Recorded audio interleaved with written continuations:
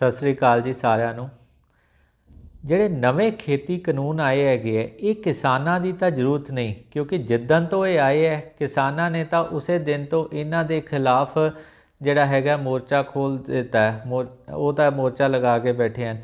ਫਿਰ ਇਹ ਕਿਸ ਦਾ ਪੱਖ ਪੂਰਨ ਲਈ ਲਿਆਂਦੇ ਗਏ ਹੈ। ਦਰਅਸਲ ਜੇ ਇਹਨੂੰ ਡੂੰਘਾ ਦੇਖਦੇ ਹਾਂ ਤਾਂ ਇਹ ਕਾਰਪੋਰੇਟ ਘਰਾਣਿਆਂ ਅਤੇ ਅੰਤਰਰਾਸ਼ਟਰੀ ਫੰਡਿੰਗ ਏਜੰਸੀ ਦੇ ਦਬਾਅ ਹੇਠ ਲਿਆਂਦੇ ਗਏ ਹੈ, ਕਿਉਂਕਿ ਇਹਨਾਂ ਨੇ ਜਿਹੜੀ ਹੈਗੀ ਹੈ ਕਾਰਖਾਨੇਦਾਰਾਂ ਨੇ, ਜਿਹੜੇ ਕਾਰਪੋਰੇਟ ਘਰਾਣਿਆਂ ਨੇ, ਉਹਨਾਂ ਨੇ ਇਹ ਗੱਲ ਕੀਤੀ ਹੈ ਕਿ ਜਿਹੜੇ ਛੋਟੇ ਕਿਸਾਨ ਹੈ ਉਹਨਾਂ ਦੀ ਜ਼ਮੀਨ ਠੇਕੇ 'ਤੇ ਦਵਾਓ ਅਤੇ ਉਹਨਾਂ ਨੂੰ ਉੱਥੋਂ ਕੱਢ ਕੇ ਕਾਰਖਾਨਿਆਂ ਵਿੱਚ ਲੇਬਰ 'ਤੇ ਲਾਓ, ਕਿਉਂਕਿ ਉਹਦੇ ਨਾਲ ਕੀ ਹੈ ਕਿ ਕਾਰਖਾਨਿਆਂ ਨੂੰ ਸਸਤੀ ਲੇਬਰ, ਜਿਹਨੂੰ ਚੀਪ ਲੇਬਰ ਕਹਿੰਦੇ ਆ, ਉਹ ਮਿਲੂਗੀ। ਠੀਕ ਹੈ। ਉਧਰ ਜਿਹੜਾ ਇੰਟਰਨੈਸ਼ਨਲ ਜਿਹੜੀ ਹੈਗੀਆਂ ਅੰਤਰਰਾਸ਼ਟਰੀ ਫੰਡਿੰਗ ਏਜੰਸੀਆਂ, ਉਹਨਾਂ ਦਾ ਤਰਕ ਆ ਰਿਹਾ ਹੈਗਾ ਕਿ ਪੰਜਾਬ ਦੇ ਜਾਂ ਦੇਸ਼ ਦੀ ਜਿਹੜੀ ਖੇਤੀਬਾੜੀ ਹੈ ਭਾਰਤ ਦੀ, ਉਹਦੇ ਵਿੱਚ ਜਿਹੜੀ ਹੈਗੀ ਹੈ ਗਰੋਥ ਨਹੀਂ ਹੋ ਰਹੀ, ਉਹਦੇ ਲਈ ਨਿਵੇਸ਼ ਜ਼ਰੂਰੀ ਹੈ ਅਤੇ ਛੋਟੇ ਕਿਸਾਨ ਅਤੇ ਜਿਹੜੇ ਛੋਟੇ ਫਾਰਮ ਹੈ ਉਹਨਾਂ ਦੀ ਪੈਦਾਵਾਰ ਵੀ ਨਹੀਂ ਆ ਰਹੀ। ਇਸ ਕਰਕੇ ਜਿਹੜਾ ਉੱਥੇ ਨਿਵੇਸ਼ ਕਰਨ ਦੀ ਲੋੜ ਹੈ ਅਤੇ ਕਿਸਾਨ ਨਿਵੇਸ਼ ਕਰ ਨਹੀਂ ਸਕਦਾ। ਇਸ ਕਰਕੇ ਕਾਰਪੋਰੇਟ ਘਰਾਣਿਆਂ ਨੂੰ ਨਿਵੇਸ਼ ਲਈ ਲਿਆਂਦਾ ਗਿਆ ਸਾਡੀ ਸਰਕਾਰ ਨੇ। ਹੁਣ ਇਹ ਸਰਕਾਰ ਇਹ ਗੱਲ ਭੁੱਲ ਗਈ ਕਿ ਜਦੋਂ ਇਹ ਦੇਸ਼ ਨੂੰ ਅੰਨ ਦੀ ਲੋੜ ਸੀ, ਉਦੋਂ ਇਹੀ ਕਿਸਾਨਾਂ ਨੇ ਜਿਹੜੇ ਹੈਗੇ ਹੈ ਦੇਸ਼ ਨੂੰ ਆਪਣੇ ਪੈਰਾਂ ਸਿਰ ਖੜ੍ਹਾ ਕੀਤਾ ਖਾਣ ਵਾਲੀਆਂ ਵਸਤੂਆਂ ਦੇ ਵਿੱਚ, ਅਤੇ ਆਤਮ ਨਿਰਭਰਤਾ ਵਧੀ। ਅਤੇ ਅੱਜ ਸਰਕਾਰਾਂ ਸੁਪਨੇ ਦੇਖ ਰਹੀਆਂ ਨੇ ਕਿ ਫੂਡ ਐਕਸਪੋਰਟ ਕਰਨ ਦੇ, ਖਾਣਾ ਐਕਸਪੋਰਟ ਕਰਨ ਦੇ, ਤਾਂ ਉਹ ਇਹਨਾਂ ਦੇ ਸਿਰ 'ਤੇ ਹੀ ਹੈ। ਅਤੇ ਮੈਂ ਉਹ ਵੀ ਗੱਲ ਯਾਦ ਕਰਾਉਣਾ ਚਾਹੁੰਦਾ ਕਿ ਜਦੋਂ 1965 ਦੀ ਲੜਾਈ ਹੋਈ ਸੀਗੀ, ਉਸ ਵੇਲੇ ਅਮਰੀਕਾ ਨੇ ਕਿਹਾ ਸੀਗਾ ਕਿ ਜੇ ਕਣਕ ਲੈਣੀ ਹੈ ਤਾਂ ਲੜਾਈ ਬੰਦ ਕਰੋ, ਯਾਨੀ ਕਿ ਅਸੀਂ ਅਧੀਨਗੀ ਹੇਠ ਆ ਕੇ ਲੜਾਈ ਬੰਦ ਕੀਤੀ ਸੀ। ਫਿਰ ਉਸ ਵੇਲੇ ਦੀ ਸਰਕਾਰ ਨੇ ਕਿਸਾਨਾਂ ਨੂੰ ਉਤਸ਼ਾਹਿਤ ਕੀਤਾ ਕਿ ਪੈਦਾਵਾਰ ਵਧਾਈ ਜਾਵੇ ਫਸਲਾਂ ਦੀ। ਉੱਥੋਂ ਪੈਦਾਵਾਰ ਵਧਣੀ ਸ਼ੁਰੂ ਹੋਈ। 71 ਵਿੱਚ ਅਸੀਂ ਫਿਰ ਆਪਦੇ ਜੋਗੇ ਕੁਛ ਨਾ ਕੁਛ ਹੋ ਗਏ ਸੀਗੇ, ਅਤੇ ਉਦੋਂ ਬਾਅਦ ਜਿਵੇਂ ਜਿਵੇਂ ਸਮਾਂ ਬੀਤਦਾ ਗਿਆ ਪੈਦਾਵਾਰ ਹੋਰ ਵੱਧਦੀ ਗਈ ਅਤੇ ਅਸੀਂ ਆਤਮ ਨਿਰਭਰਤਾ ਦੀ ਵੱਲ ਤੁਰੇ। ਪਰ ਹੁਣ ਸਰਕਾਰ ਨੂੰ ਲੱਗਦਾ ਹੈ ਕਿ ਸਾਡੇ ਤੱਕ ਭੰਡਾਰ ਭਰੇ ਪਏ ਹਨ, ਹੁਣ ਸਾਨੂੰ ਲੋੜ ਨਹੀਂ। ਇਸ ਕਰਕੇ ਕਿਸਾਨ ਦੀ ਬੇਕਦਰੀ, ਯਾਨੀ ਕਿ ਜਦੋਂ ਲੋੜ ਹੈ ਉਦੋਂ ਕਿਸਾਨ ਨੂੰ ਵਾਹ ਹੀ ਦੇ ਦਿਓ, ਉਹਨੂੰ ਉਤਸ਼ਾਹਿਤ ਕਰੋ, ਅਤੇ ਜਦੋਂ ਲੋੜ ਨਿਕਲ ਗਈ ਉਦੋਂ ਉਹਨੂੰ ਸੜਕਾਂ 'ਤੇ ਰੋਲ ਦਿਓ। ਜੋ ਅੱਜ ਕਿਸਾਨੀ ਦਾ ਹਾਲ ਹੈ ਕਿ ਕਿਸਾਨੀ ਸੜਕਾਂ 'ਤੇ ਰੁਲ ਰਹੀ ਹੈ ਅਤੇ ਕੋਈ ਗੱਲ ਨਹੀਂ ਸੁਣ ਰਿਹਾ। ਦੂਜੇ ਪਾਸੇ ਇੱਕ ਚੀਜ਼ ਹਮੇਸ਼ਾ ਹੀ ਦੇਖਣ ਨੂੰ ਮਿਲੀ ਹੈ ਕਿ ਜਿੰਨੇ ਵੀ ਸਰਕਾਰਾਂ ਆਉਂਦੀਆਂ ਨੇ ਉਹਨਾਂ ਦਾ ਝੁਕਾਅ ਜਿਹੜਾ ਖੇਤੀ ਦੀ ਪ੍ਰਤੀ ਨਹੀਂ ਹੁੰਦਾ ਅਤੇ ਹਮੇਸ਼ਾ ਹੀ ਉਦਯੋਗ ਦੇ ਪ੍ਰਤੀ ਹੈ। ਹੁਣ ਪਿਛਲੇ ਸਮੇਂ ਦੇ ਵਿੱਚ ਹੀ, ਪਿਛਲੇ ਸਾਲ ਦੀ ਜੇ ਗੱਲ ਕਰੀਏ ਤਾਂ ਸਰਕਾਰ ਨੇ ਕਾਰਪੋਰੇਟ ਟੈਕਸ ਘਟਾ ਕੇ 30% ਤੋਂ 22% 'ਤੇ ਕਰਤਾ, ਅਤੇ ਤਰਕ ਦਿੱਤਾ ਗਿਆ ਕਿ ਜਿਹੜਾ ਇਹ ਟੈਕਸ ਬਚੂਗਾ ਕਾਰਪੋਰੇਟ ਘਰਾਣਿਆਂ ਨੂੰ, ਉਹ ਪੈਸਾ ਉਹ ਇਨਵੈਸਟ ਕਰਨਗੇ ਦੇਸ਼ ਦੇ ਵਿੱਚ। ਪਰ ਹੋਇਆ ਕੀ ਕਿ ਕੰਪਨੀਆਂ ਨੇ 155 ਕੰਪਨੀਆਂ ਨੇ ਲੋਕਡਾਊਨ ਦੇ ਦੌਰਾਨ 1,65,000 ਕਰੋੜ ਦਾ ਨਿਵੇਸ਼ US ਦੇ ਵਿੱਚ ਜਾ ਕੇ ਕੀਤਾ, ਯਾਨੀ ਕਿ ਭਾਰਤ ਦਾ ਪੈਸਾ ਜਿਹੜਾ ਉਹ ਅਮਰੀਕਾ ਦੇ ਵਿੱਚ ਜਾ ਕੇ ਲੱਗਿਆ, ਅਤੇ 1.25 ਲੱਖ ਨੌਕਰੀਆਂ ਦੀ ਉੱਥੇ ਲਿਖਤੀ ਗਰੰਟੀ ਕੀਤੀ ਗਈ ਇਹਨਾਂ ਕੰਪਨੀਆਂ ਵੱਲੋਂ, ਯਾਨੀ ਕਿ ਉੱਥੇ ਨੌਕਰੀਆਂ ਵੀ, ਉੱਥੇ ਪੈਸਾ ਵੀ ਲੱਗ ਰਿਹਾ। ਅਤੇ ਸਾਡੇ ਮੁਲਕ 'ਚ ਕੀ ਹੈ, ਹੁਣ ਸਾਡੇ ਮੁਲਕ 'ਚ ਕਹਿ ਰਹੇ ਕਿ ਖੇਤੀ ਸੈਕਟਰ 'ਚ ਵੀ ਇਹ ਇੰਡਸਟਰੀਅਲਿਸਟ ਪੈਸਾ ਲਾਉਣਗੇ। ਇਹ ਪੈਸਾ ਕਿੱਥੋਂ ਆਉਣਾ ਇਹਨਾਂ ਕੋਲ? ਇਹ ਪੈਸਾ ਬੈਂਕਾਂ ਦਾ ਪੈਸਾ ਹੈ।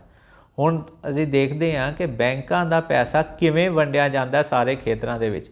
ਜੇ ਮੈਂ RBI ਦੇ ਡਾਟੇ ਦੀ ਗੱਲ ਕਰਦਾ ਤਾਂ RBI ਦੇ ਡਾਟੇ ਦੇ ਮੁਤਾਬਕ ਬੈਂਕਾਂ ਦਾ ਪੈਸਾ ਜਿਹੜਾ ਖੇਤੀ ਸੈਕਟਰ ਲਈ ਜਾਂਦਾ ਹੈਗਾ ਉਹ 13% ਹੈ, ਯਾਨੀ ਕਿ ਖੇਤੀ ਸੈਕਟਰ ਨੂੰ ਸਿਰਫ 13% ਕ੍ਰੈਡਿਟ ਯਾਨੀ ਕਿ ਲੋਨ ਅਮਾਊਂਟ ਦਿੱਤਾ ਜਾਂਦਾ ਹੈ। ਇੰਡਸਟਰੀ ਨੂੰ 42% ਦਿੱਤਾ ਜਾਂਦਾ ਹੈ, ਅਤੇ ਜਦਕਿ ਸਰਵਿਸ ਸੈਕਟਰ ਨੂੰ 24.4% ਦਿੱਤਾ ਜਾਂਦਾ ਹੈ, ਅਤੇ ਜਿਹੜਾ ਹੈਗਾ ਨਿੱਜੀ ਲੋਨ ਜਿਹੜੇ ਹੈਗੇ ਹੈ, ਪਰਸਨਲ ਲੋਨ, ਨਿੱਜੀ ਜ਼ਰੂਰਤਾਂ ਲਈ ਲੋਨ ਦਿੱਤੇ ਜਾਂਦੇ ਆ, ਉਹ ਹੈਗੇ 20.6%। ਯਾਨੀ ਕਿ ਜਿਹੜੇ ਖੇਤਰ 'ਤੇ ਖੇਤੀਬਾੜੀ ਖੇਤਰ ਜਿਹਨੂੰ ਅਸੀਂ ਕਹਿੰਦੇ ਹਾਂ, ਉਹਦੇ 'ਤੇ 63% ਆਬਾਦੀ ਸਾਡੀ ਨਿਰਭਰ ਕਰਦੀ ਹੈ, ਅਤੇ 42% ਜਿਹੜੀ ਹੈਗੀ ਹੈ ਉਹ ਲੇਬਰ ਫੋਰਸ ਲਈ ਇੰਪਲੋਏ ਕਰਦੀ ਹੈ, ਉਹਨਾਂ ਲਈ ਕੰਮ ਪੈਦਾ ਕਰਦੀ ਹੈਗੀ ਹੈ, ਉਹਨਾਂ ਦੀ ਦਿਹਾੜੀ ਬਣਦੀ ਹੈ।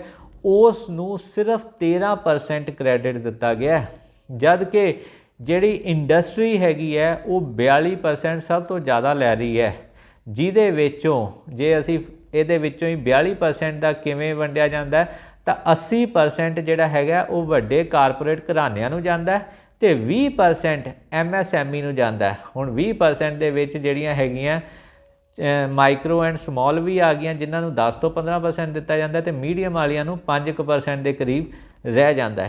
ਯਾਨੀ ਕਿ ਸਭ ਤੋਂ ਜ਼ਿਆਦਾ ਪੈਸਾ ਜਿਹੜਾ ਹੈਗਾ ਉਹ ਵੱਡੇ ਕਾਰਪੋਰੇਟ ਘਰਾਣਿਆਂ ਨੂੰ ਬੈਂਕਾਂ ਦਾ ਦਿੱਤਾ ਜਾਂਦਾ ਹੈ। ਅਤੇ ਇੰਡਸਟਰੀ ਦੀ ਗੱਲ ਕਰਾਂ ਮੈਂ ਲੇਬਰ ਫੋਰਸ ਦੀ ਇੰਗੇਜਮੈਂਟ ਦੀ ਕਿ ਕਿੰਨੀ ਲੇਬਰ ਫੋਰਸ ਕਿੰਨੀਆਂ ਨੌਕਰੀਆਂ ਇਹ ਪੈਦਾ ਕਰਦੇ ਆ, ਤਾਂ ਸਿਰਫ 25% ਲੇਬਰ ਫੋਰਸ ਲਈ ਨੌਕਰੀਆਂ ਇੱਥੇ ਪੈਦਾ ਹੁੰਦੀਆਂ। ਠੀਕ ਹੈ, ਸੋ ਉਹ 25% 'ਚੋਂ ਵੀ ਸਭ ਤੋਂ ਜ਼ਿਆਦਾ ਜਿਹੜੀਆਂ ਨੌਕਰੀਆਂ ਪੈਦਾ ਕਰਦੀ ਆ ਉਹ MSME ਕਰਦੀ ਹੈ, ਵੱਡੇ ਘਰਾਣੇ ਨਹੀਂ ਕਰਦੇ। ਸਭ ਤੋਂ ਘੱਟ ਨੌਕਰੀਆਂ ਕਰਦੇ ਹਨ, ਪਰ ਸਭ ਤੋਂ ਜ਼ਿਆਦਾ ਬੈਂਕਾਂ ਦਾ ਪੈਸਾ ਇਹ ਵਰਤਦੇ ਆ। ਹੁਣ ਇਹੀ ਚੀਜ਼ ਹੈਗੀ ਹੈ ਕਿ ਜੇ ਅੱਜ ਦੇਖਣ ਨੂੰ ਅਸੀਂ ਰਿਕਾਰਡ ਦੇਖਦੇ ਹਾਂ ਨਾ, ਅਤੇ ਸਭ ਤੋਂ ਜ਼ਿਆਦਾ ਜਿਹੜੇ NPAs ਹੈਗੇ ਆ, ਨੋਨ ਪਰਫੋਰਮੈਂਸ ਐਸੈਟਸ ਹੈਗੇ ਆ, ਉਹ ਇਹਨਾਂ ਕੰਪਨੀਆਂ ਦੇ ਹੈਗੇ ਆ, ਵੱਡੇ ਘਰਾਣਿਆਂ ਦੇ ਹੈਗੇ ਆ ਕਾਰਪੋਰੇਟ। ਹੁਣ ਗੱਲ ਕੀ ਹੈ ਨੋਨ ਪਰਫੋਰਮਿੰਗ ਐਸੈਟਸ ਦੀ, ਥੋੜ੍ਹੀ ਜਿਹੀ ਮੈਂ ਤੁਹਾਨੂੰ ਇਹ ਵੀ ਜਾਣਕਾਰੀ ਦਿੰਦਾ ਕਿ ਅਸਲ ਦੇ ਵਿੱਚ ਨੋਨ ਪਰਫੋਰਮਿੰਗ ਐਸੈਟਸ ਅਤੇ ਜਿਹੜਾ ਬੈਡ ਲੋਨਸ ਇੱਕੋ ਹੀ ਗੱਲ ਹੈ। ਯਾਨੀ ਕਿ ਜਿਹੜੇ ਪੈਸੇ ਦੀ ਰਿਕਵਰੀ ਨਹੀਂ ਹੁੰਦੀ, ਸਿਰਫ ਨਾਮ ਬਦਲ ਕੇ ਉਹਨੂੰ ਅਸੀਂ ਬੈਡ ਲੋਨ ਦੀ ਜਗ੍ਹਾ 'ਤੇ ਨੋਨ ਪਰਫੋਰਮਿੰਗ ਐਸੈਟ ਦੇਤਾ ਅਤੇ ਉਹਨੂੰ ਕੰਟੀਨਿਊ ਕਰਦੇ ਰਹਿੰਦੇ ਹਾਂ। ਅਤੇ ਸੋ ਇੰਨੀ ਜ਼ਿਆਦਾ ਹੈ ਕਿ ਯਾਨੀ ਕਿ ਰਿਕਵਰੀ ਤਾਂ ਹੋ ਨਹੀਂ ਰਹੀ, ਪੈਸਾ ਤਾਂ ਵਾਪਸ ਆ ਨਹੀਂ ਰਿਹਾ ਬੈਂਕਾਂ ਦਾ। ਠੀਕ ਹੈ, ਹੁਣ ਕੀਤਾ ਕੀ ਜਾ ਰਿਹਾ ਕਿ ਚੁੱਪ ਚੁਪੀਤੇ ਇਹਨਾਂ ਦਾ ਜਿਹੜੇ ਲੋਨ ਹੈਗੇ ਹੈ ਉਹਨੂੰ ਰਾਈਟ ਆਫ ਕੀਤਾ ਜਾ ਰਿਹਾ। ਯਾਨੀ ਕਿ ਰਾਈਟ ਆਫ ਦਾ ਮਤਲਬ ਇੱਕੋ ਹੀ ਗੱਲ ਹੈ, ਮਾफ़ ਕਰਨਾ ਸਿਰਫ ਲਿਪਾ ਪੋਚੀ ਸ਼ਬਦਾਂ ਦੀ ਹੋ ਰਹੀ ਹੈ, ਇੱਥੇ ਸ਼ਬਦਾਂ ਦੀ ਹੇਰ ਫੇਰ ਹੈਗੀ ਹੈ। ਠੀਕ ਹੈ, ਉਹਨੂੰ ਰਾਈਟ ਆਫ ਕਰ ਦਿੱਤਾ ਕਿ ਖ਼ਤਮ ਕਰਤਾ ਅਸੀਂ। ਹੁਣ ਇਹਨਾਂ ਕੰਪਨੀਆਂ ਦਾ ਤਾਂ ਚੁੱਪ ਚਪੀਤੇ ਖ਼ਤਮ ਹੋ ਰਿਹਾ, ਪਰ ਜੇ ਕਿਸਾਨਾਂ ਦਾ ਲੋਨ ਮਾफ़ ਕਰਨਾ ਪੈ ਜੇ ਤਾਂ ਕੋਰੀ ਨਾ ਹੈ।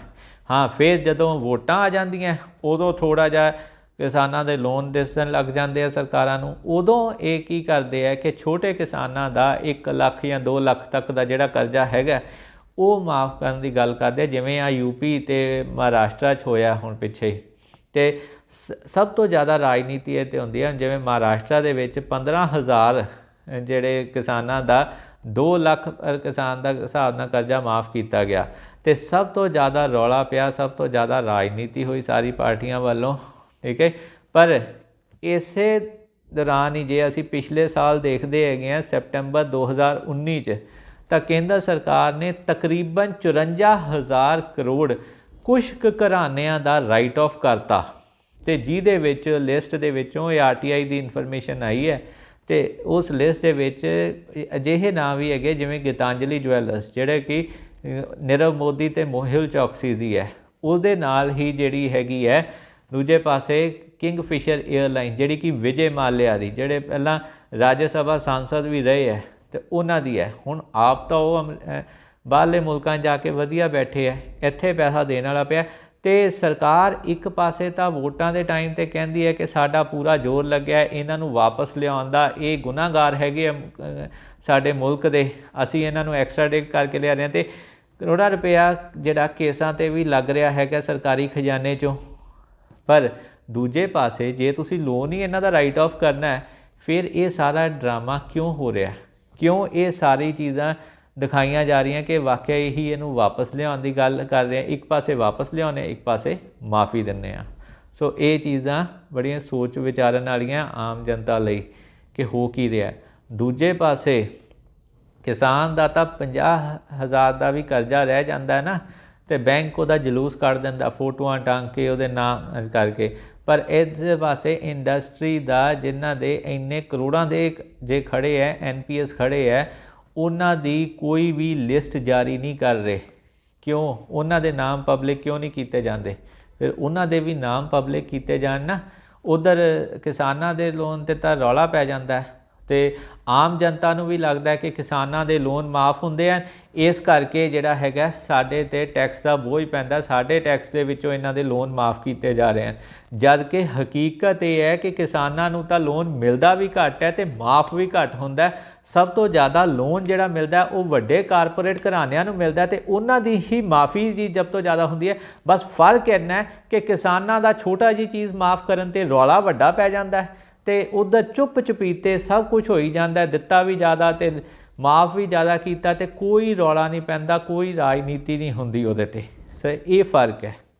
ਹੁਣ ਮੈਂ ਇੱਕ ਚੀਜ਼ ਕਹਿਣਾ ਕਿ ਜਿਹੜੇ ਸਾਡੇ ਪਾਲਿਸੀ ਬਣਾਉਣ ਵਾਲੇ ਹੈ ਜਾਂ ਸਾਡੀਆਂ ਰਾਸ਼ਟਰੀ ਫੰਡਿੰਗ ਏਜੰਸੀਆਂ, ਕੀ ਉਹਨਾਂ ਨੂੰ ਇਹ ਨਹੀਂ ਦਿਖਦਾ ਕਿ ਕਿੱਦਾਂ ਲੋਨ ਰਾਈਟ ਆਫ ਹੋ ਰਹੇ ਹੈ? ਜਿਹੜੀ ਐਫੀਸ਼ੀਐਂਸੀ ਦੀ ਉਦਯੋਗ ਦੇ ਵਿੱਚ ਗੱਲ ਕਰਦੇ ਹੋ, ਉਹ ਕਿਹੜੀ ਐਫੀਸ਼ੀਐਂਸੀ ਦੀ ਗੱਲ ਹੋ ਰਹੀ ਹੈ? ਬੈਂਕਾਂ ਦਾ ਪੈਸਾ ਤਾਂ ਡੁੱਬ ਰਿਹਾ। ਹੁਣੀ ਖਬਰ ਆਈ ਹੈ ਕਿ ਪਿਛਲੇ ਦਿਨਾਂ 'ਚ ਇੱਕ ਹੋਰ ਵੱਡਾ ਘਰਾਣਾ ਜਿਹੜਾ ਦਿਵਾਲੀਆ ਸ਼ਿਤ ਹੋ ਗਿਆ, ਯਾਨੀ ਕਿ ਬੈਂਕਾਂ ਨੂੰ ਹੋਰ ਚੂਨਾ। ਹੁਣ ਇੱਕ ਬੜੀ ਸਿੰਪਲ ਜੀ ਗੱਲ ਹੈ ਕਿ ਇੱਕ ਚੀਜ਼ ਜਿਹੜੀ ਬੈਂਕ ਦਾ ਐਸੈਟ ਹੈਗਾ ਲੋਨ, ਉਹਨੂੰ ਤੁਸੀਂ ਖਰਚਾ ਦਿਖਾ ਕੇ ਖ਼ਤਮ ਕਰ ਰਹੇ ਹੋ, ਤਾਂ ਉਹ ਕੀ ਹੋਇਆ? ਉਹ ਕਿਹੜੇ ਤਰ੍ਹਾਂ ਦੀ ਐਫੀਸ਼ੀਐਂਸੀ ਆਈ ਹੈ? ਸੋ ਉਹ ਵਾਕਿਆ ਹੀ ਐਫੀਸ਼ੀਐਂਸੀ ਹੈ ਕਿ ਉਹ ਬੈਂਕਾਂ ਦਾ ਪੈਸਾ ਹੀ ਖਤਮ ਹੋ ਰਿਹਾ, ਅਲਟੀਮੇਟਲੀ ਉਹ ਲੋਕਾਂ ਦਾ ਪੈਸਾ ਖਤਮ ਹੋ ਰਿਹਾ। ਉਧਰ IMF ਨੇ ਭਾਰਤ ਨੂੰ ਜਿਹੜਾ ਹੈਗਾ ਉਹ ਡਿਵੈਲਪਿੰਗ ਨੇਸ਼ਨ 'ਚੋਂ ਕੱਢ ਕੇ ਅੰਡਰ ਡਿਵੈਲਪ ਨੇਸ਼ਨ ਯਾਨੀ ਕਿ ਗਰੀਬ ਮੁਲਕਾਂ ਦੀ ਸੂਚੀ ਦੇ ਵਿੱਚ ਪਾ ਦਿੱਤਾ ਹੈ। ਤੇ IMF ਦੇ ਮੁਤਾਬਕ 2025 ਤੱਕ ਭਾਰਤ ਜਿਹੜਾ ਹੈਗਾ ਬੰਗਲਾਦੇਸ਼ ਨਾਲੋਂ ਵੀ ਗਰੀਬ ਦੇਸ਼ ਹੋਏਗਾ। ਅੱਜ ਹੀ ਅਸੀਂ ਦੇਖ ਰਹੇ ਹਾਂ ਕਿ ਜਿਹੜੀ ਬੰਗਲਾਦੇਸ਼ ਦੀ ਪਰ ਕੈਪੀਟਾ ਇਨਕਮ ਹੈ ਉਹ ਸਾਡੇ ਨਾਲੋਂ ਜ਼ਿਆਦਾ ਹੈ। ਸੋ ਸਰਕਾਰ ਜੇ ਹੁਣ ਵਾਕਿਆ ਕੋਈ ਚਾਹੁੰਦੀ ਹੈ ਤਾਂ ਇੱਕ ਕੰਮ ਕਰੇ ਨਾ ਕਿ ਕਿਸਾਨ ਵੀ ਆਪਣਾ ਸਾਰਾ ਕਰਜ਼ਾ ਵਾਪਸ ਕਰਨਗੇ, ਉੱਧਰੋਂ ਜਿਹੜੇ ਹੈਗੇ ਆ ਸਾਰੇ ਕਾਰਪੋਰੇਟ ਘਰ ਆਪਣਾ ਸਾਰਾ ਕਰਜ਼ਾ ਵਾਪਸ ਕਰਨਗੇ। ਫਿਰ ਉਸ ਤੋਂ ਬਾਅਦ ਨਿਵੇਸ਼ ਦੀ ਗੱਲ ਕਰੋ ਕਿ ਕਿਹੜਾ ਬੰਦਾ ਕਿੰਨਾ ਨਿਵੇਸ਼ ਕਰ ਸਕਦਾ ਹੈ, ਕਿਉਂਕਿ ਸਰਕਾਰਾਂ ਦਾ ਸਾਥ ਲੈ ਕੇ ਤੇ ਲੋਕਾਂ ਦੇ ਪੈਸੇ ਨਾਲ ਤਾਂ ਇਨਵੈਸਟਮੈਂਟ ਕਰਨੀ ਬੜੀ ਸੌਖੀ ਹੁੰਦੀ ਹੈ। ਅਸਲ ਗੱਲ ਤਾਂ ਉਦੋਂ ਬਣਦੀ ਹੈ ਜਦੋਂ ਬੰਦਾ ਆਪਦੇ ਦਮ 'ਤੇ ਗੱਲ ਕਰੇ, ਆਪਦੀਆਂ ਚੀਜ਼ਾਂ ਦੀ ਗੱਲ ਕਰੇ। ਸੋ ਉੱਥੇ ਆ ਕੇ ਗੱਲ ਕਰਨ ਦੀ ਲੋੜ ਹੈਗੀ ਹੈ ਸਾਨੂੰ।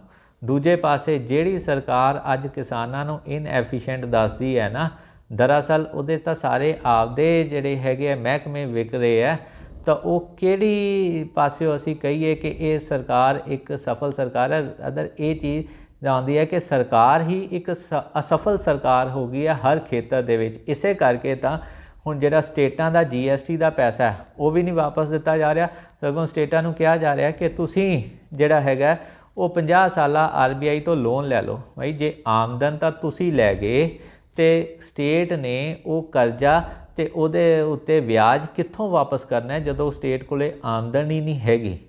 ਸੋ ਇਹ ਸਾਰੀਆਂ ਚੀਜ਼ਾਂ ਬੜੀ ਸੋਚਣ ਦੀ ਲੋੜ ਹੈ। ਤੇ ਮੇਰੀ ਸਰਕਾਰ ਨੂੰ ਇੱਕ ਬੇਨਤੀ ਹੈ ਕਿ ਕਿਰਪਾ ਕਰਕੇ ਖੇਤੀ ਸੈਕਟਰ ਨੂੰ ਤੇ ਇੰਡਸਟਰੀ ਨੂੰ ਬਰਾਬਰ ਰੱਖ ਕੇ ਸੋਚਿਆ ਜਾਵੇ। ਇਹ ਨਾ ਕਰੋ ਕਿ ਇੰਡਸਟਰੀ ਨੂੰ ਹੀ ਸਾਰਾ ਚੱਕੀ ਜਾਓ, ਖੇਤੀ ਨੂੰ ਥੱਲੇ ਲਾਈ ਜਾਓ। ਇਹਨੇ ਜਿਹੜਾ ਕੰਟਰੀ ਦਾ ਭਵਿੱਖ ਖਰਾਬ ਹੀ ਕਰਨਾ ਹੈ, ਸੁਧਾਰਨਾ ਨਹੀਂ। ਸਾਰਿਆਂ ਦੀ ਇਕੁਅਲ ਲੋੜ ਹੈਗੀ ਹੈ, ਸਾਰਿਆਂ ਨੂੰ ਬਰਾਬਰ 'ਤੇ ਰੱਖ ਕੇ ਚੱਲੋ, ਸਾਰਿਆਂ ਦੀ ਗੱਲ ਸੁਣੋ। ਧੰਨਵਾਦ।